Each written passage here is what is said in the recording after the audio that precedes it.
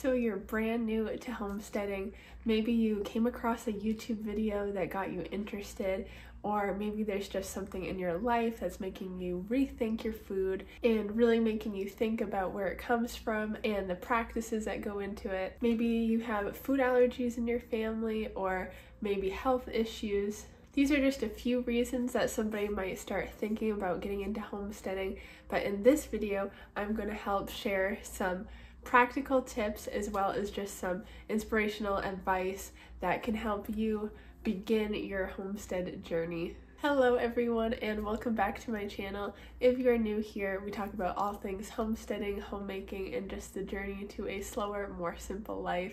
Just a little bit about myself. My name is Catherine. I am 24 years old and I have been interested in homesteading since I was at the end of high school, basically. Even before that, I've had an interest in food and like food health, where our food comes from, natural food versus processed food. But I have really been on this journey for over 7 years now, really. And I have learned so much in that time. And I think I can be an example that shows that not everybody's homesteading looks the same, whereas some people may have grown up on land or even on farms and been able to go from there, or maybe have had the opportunities to buy bigger pieces of land sooner. My journey has really been in the suburb. I grew up in a small house in the suburb with just a normal front and backyard.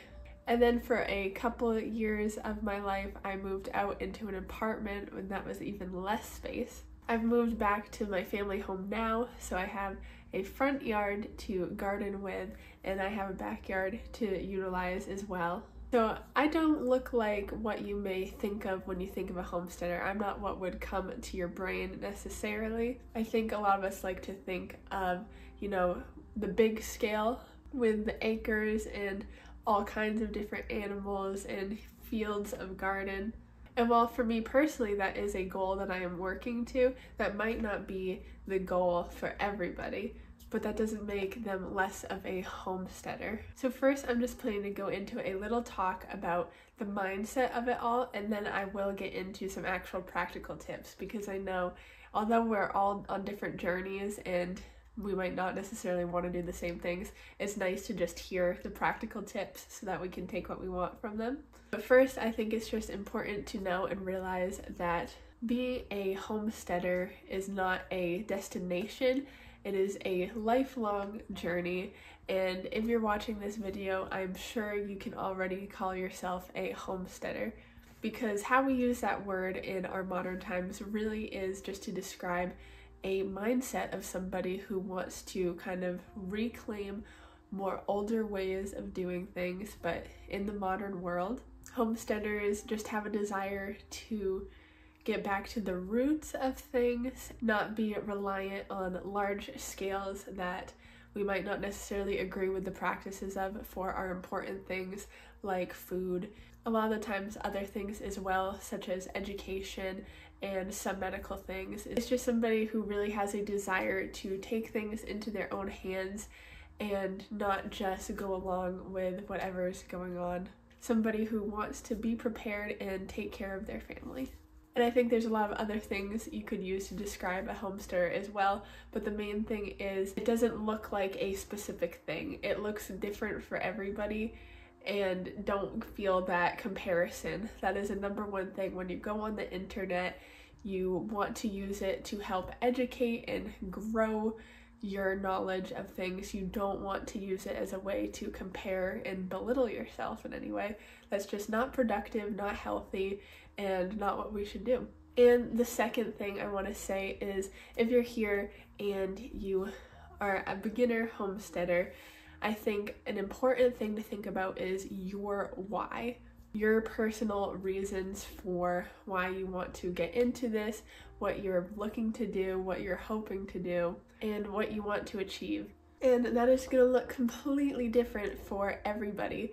Some people may desire to always live in a suburb, to always just have a small little piece of home that they can have for themselves. but they just want to take things more into their own hands, so they want to utilize that the best they can. Whereas other people may have huge dreams of not only homesteading for themselves and their family, but to really farm and make a profit off of that so that they don't have to work anywhere else, they can just farm.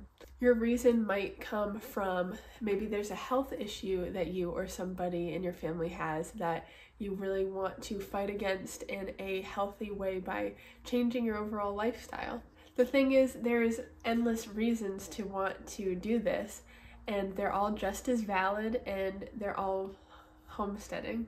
And I can almost guarantee that your reasons will grow and evolve and even change as you go on your journey. But when you're starting, it is good to really dive deep and think about your reasons, because that will help you stay motivated and lead you to even bigger and better things. If we don't really know why we're doing something, it can be very easy to fall off of that routine and or be just easier to give up more quickly. I don't want anybody who's considering homesteading to give up on it for any reason. I want anybody who's looking into it even just the slightest bit to realize that there's so much you can do from wherever you are. If you're interested, I actually have a video, it's over a year old now, I think, about a year old, but that I did when I was living in an apartment on how to homestead specifically in an apartment, which I know that is one of the biggest things that people stop themselves on because they're in an apartment or don't have any land. They halt themselves right there because they say, I can't do it. I want you to know, yes, you absolutely can do it. I may even remake that video now that I've been doing YouTube for a little bit, but for now I will link the old one if you are curious to check that out, if that applies to you at all. But to get back to what I was saying, just really diving deep and knowing your why will just help you stick to it, because you know and feel how important it is to you. And then you will be able to adapt and change and try new things depending on what is and isn't working and what does and doesn't meet your needs. So now on to the actual practical advice of me just giving you kind of a list of things you could decide to do and start trying at the beginning of your homestead journey. Continue to gain knowledge in food and agriculture and food practices. If you are here, you probably have already started doing that to some extent, but I think it is just important to always continue to learn and gain more knowledge on all kinds of things. See how people on large scales are growing food, on smaller scales. On the smaller scales, there's probably different ways that people are going about growing food. There's lots of different methods on how to do things, and the more you know, the more you can try as you expand on what you're able to do. And just overall, the more knowledge, the better, always, period. Secondly, really start working on your meals, your homemade meals, utility belt, I guess you could say. Different people are going to be in completely different places with this. Some people may already make most of their meals from scratch per se, while others may be doing TV dinners every day. It really doesn't matter where you are with that, but if you have desires to make changes with your day-to-day meals, it is important to start doing that.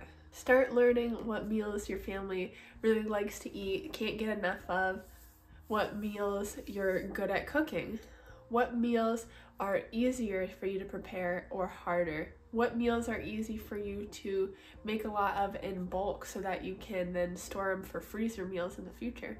And of course, you can start practicing these recipes with just plain old grocery store food.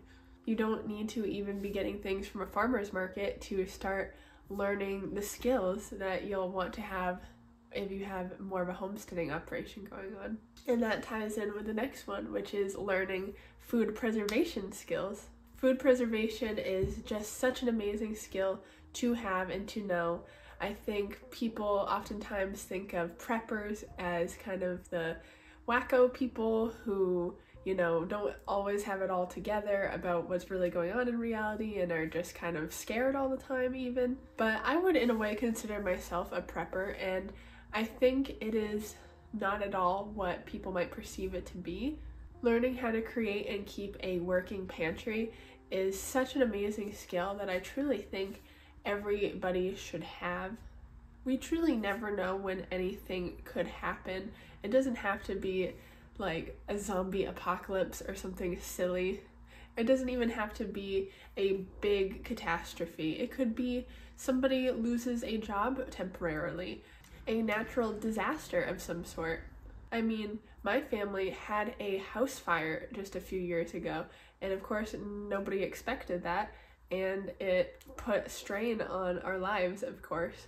There is a number of things that could happen, but even if they don't, having a pantry is still such an amazing way to preserve food that you know where it came from, but also it really does have the potential to save quite a bit of money in the long run. For example, applesauce is big in this house, and not only one is the applesauce that you buy in store full of awful high fructose corn syrup, preservatives, I think caramel color, just lots of yucky stuff. But I did the math, and I don't remember the exact math, but that wouldn't really matter because things differ from area to area. But I did do the math, and going and buying all of the apples from a local orchard, plus the expense of the jars, my homemade applesauce is in fact cheaper than the applesauce from the store that's the cheaper one. And it doesn't really make sense because why is the cheaper one filled with more stuff and processed more? But that's how it is. But my homemade applesauce that I know exactly what's in it, that's delicious and homemade, is cheaper in the long run, even including the cost of the jars. Jars, which I may add, are reusable. Lids are not, but I also factored lids into the cost. And it's cheaper than the cheap store-bought applesauce with the bad stuff in it. That's not going to necessarily be the case for everything. Prices fluctuate and are kind of crazy, and things are always going up in price, as we know. But that truly was how it worked out for me this year. But I would say just a big thing is prioritize food as an expense. And I think we all know that the cost of living is crazy right now. And I know there's lots of areas in the US specifically that are classified kind of as food deserts. There really isn't anything for miles and miles from what I know. When I speak of that, I'm not speaking from firsthand. That's not the kind of area I'm in, thankfully, but I do wish to speak on it a little bit because there is truth to the fact that it really seems, I guess, the system does want to keep people in a place where they're not even being complacent necessarily, but they just really, out of need of nourishment in general, have to just go with what's available, which in a lot of places there is only really bad options available. But I think that's why, speaking to maybe more experienced homesteaders and farmers, that's why a goal, I think, should be how to expand the good food to those areas. How can we get them to those people in a way that they can afford and that makes sense?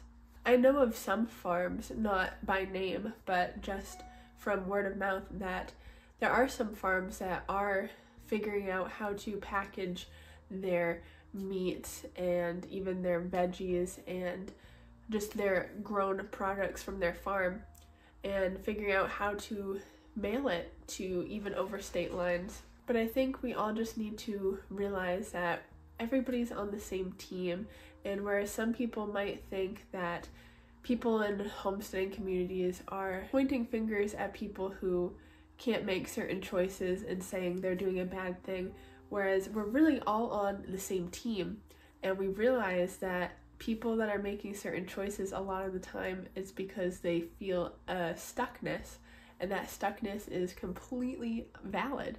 But that's why we need to come together to create solutions. And I think as a whole, People in community do really want what's best for not only themselves and their families, but for each other as a community.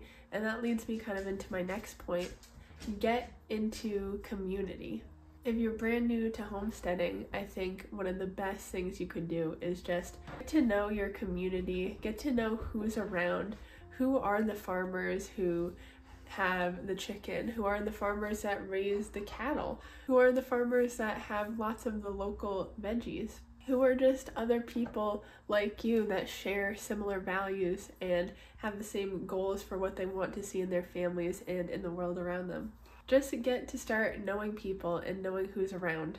A lot of people think homesteading is a very self-sufficient thing, which I think a lot of us try to do to a certain extent, but really where we'll see actual change is when we as homesteaders have community sufficiency. When we take things into our own hands and when we decide that we as people want to help and care for one another. This is the hardest one for me, admittedly. I am quite the introvert, and I've never been somebody that goes out and does that much, to be honest. If I go out, it's always on hiking trails or just in nature. I don't really go places. That sounds kind of sad, but that's just the truth. I've really just been a homebody and out in nature kind of person. But it really is important, and every time that I have made some kind of connection in that way, it's never something that you regret doing. For example, one connection that I personally have is a kind of meat middleman guy. And so just about every month I make a meat order, and this guy comes and delivers meat. He gets it directly from the local farmers. And so all this meat is just amazing. I get a pick of cuts from pretty much any cut that I want, and it's all grown beautifully. And every time I see him, he just reminds me how thankful he is that we're doing business together. He's told me recently that business is kind of hard right now, that he really doesn't have that many customers. And so that's just an example of a real person that I am happy to give all that money to for a monthly meat order, not only because I know that the money I'm spending on the meat is good quality goodness of meat. I would say honestly, for 90% of the meat, if I went to the store to get it, it would be not as good of quality. I wouldn't know anything about how it was raised, and it would be a little bit more expensive. I will admit there's some cuts that I get from this person that are more expensive getting it through him, but that makes sense to me. I'm surprised that all of it isn't that way. But not only am I happy to spend my money in that way because of that reason, but my money is going to a real local person. Not to say people who run big companies aren't real. That's not what I mean by that. But it is going directly to somebody in the community and supporting him and his family. It's keeping things very community centered, and is directly influencing somebody's well-being. So ways to get in the community: you can go on Facebook pages. I'm sure there's lots of things on there. You can just go to different stores. If you have a local Tractor Supply, there's usually billboards that have people's cards and stuff like that. Any farmers markets is a good way to make connections. I mentioned this in the How to Homestead an Apartment video, but see if there's any local garden club. That is a good way to not only make connections, but a good way to build your gardening skills. But from everything I've talked about, the next tip that I can really think of is really look at your budget, and if homesteading is the priority to you, you looked and saw why it is so important to you. If it's the priority, see where you can make some cuts from other things to be able to put towards the good food. And like, I know everybody's situation is completely different, but I think I can safely say with a lot of people's situations, there's probably some changes that you could do. For just a weird example, this might sound odd to some people, but one way I don't have as much cost is me and my fiance share a phone. That might sound really weird, but we do. It works fine for us. It doesn't bother us at all. And then that's only one phone bill. And phone bills can be quite expensive. I'm considering changing. I'm currently on, it rhymes with Horizon.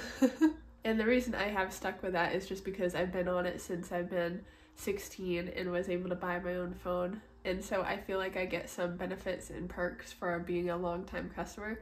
But I am really considering other ones that are cheaper.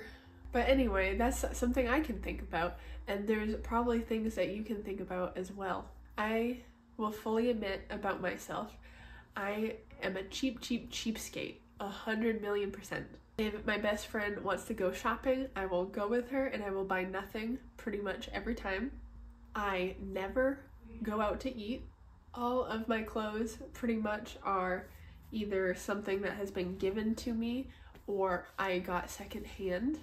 But that is all just to say I am a cheapskate, very, very cheapskate. But the one thing that I'm not cheap about, that I don't, question, is spending money on good food. Spending money stresses me out. I don't like doing it, but I'm not stressed out when I spend money on food from good sources. I'd much rather spend $40 in a bunch of apples that I know I can make into a good applesauce than spend $3 every week to get a thing of applesauce that's not good. I'd rather spend the hundreds of dollars every month to get all that good meat in bulk than get meat that I have to question at the grocery store for less. And it's because I know my whys, my reasons why it's so important, and I move things around financially so that that can be what my money is focused on. Not saying that it should be your main focus, that's not for me to say, but I think it is important to realize that if you want to do certain things, sometimes you have to sacrifice in other places. Extra money I have goes into projects like more garden beds, the fencing I just put up, opposed to maybe saving for a vacation, because that's what's important to me. So to kind of recap, because I do think that I went on a few different tangents, my main things that I would say that if you are new to homesteading is, first, know that you are already a homesteader. Don't get caught up in comparison. Don't get caught up in not feeling like you're doing enough. 2, know your why. Why do you want to do this? Why do you want to dive down this path? What is important to you? 3, start gaining more and more knowledge. Just dive into things. Maybe you're interested in bees one week. Dive fully into bees. Maybe you're interested in specifically growing tomatoes. Dive into the tomatoes. Maybe you're in an apartment, but you dream of some kind of business that you can do. Maybe you dive into microgreens. The possibilities are endless and the knowledge is endless. And especially now that you're just beginning and you don't have to go out and move livestock every day or do these things every day because you're brand new, now is a great time to just spend the time learning. 4, really find out what food your family likes to eat and wants to eat and what meals you can have in your tool belt. I'm going to be making changes with my garden every year as I see what really gets eaten and doesn't. And just knowing that it would be very hard to go from somebody who always buys, say, spaghetti sauce in the store, has never made spaghetti sauce by hand before, to then having a bunch of tomatoes that you need to process, and you don't even know how to use that to then turn into a sauce. So find out what you like to eat, find out what you like to make, really start diving into that. Food preservation. Now is a great time to learn to preserve. It will be much harder to learn how to preserve, say, cucumbers when you have a whole garden full because they took off and did so great, but you've never done it before, learn to do it now with some cucumbers from the farmer's market or even the grocery store. Stop thinking that you have to start by doing things with the best ingredients possible. Just do it on anything to learn that skill. Next is finding your community. Really think about that one and realize that it is important. I'm talking to myself too. It is important to really try to go out there and make as many connections as you can, because we should all strive to be in this together. And you never know when somebody might be there for you when you need it the most. And lastly, really look over your budget and see what changes you can make to move things around so that you can really put a focus on this new goal of yours, on what's really important to you. But anyway, I do hope this video helped. I hope it helped you to really think about all these things and give you a place to start. If you'd like to see more of my videos, please consider subscribing. I do all kinds of content around homesteading and homemaking and just my journey in that. Like I said, you can check out the video I made a year ago on how to homestead in an apartment, as well as I have many other videos about how to do things you may be curious about. We made pickles and we've made applesauce already for the year, all canned up and ready to go. If any of that interests you at all, please do consider to subscribe so that we can start building a community of like-minded folks. Let me know what else you'd like to see. I'm thinking about doing another video on how to get started in homemaking for those who don't know much about that. But definitely let me know, and I hope to see you next time. Okay, bye-bye!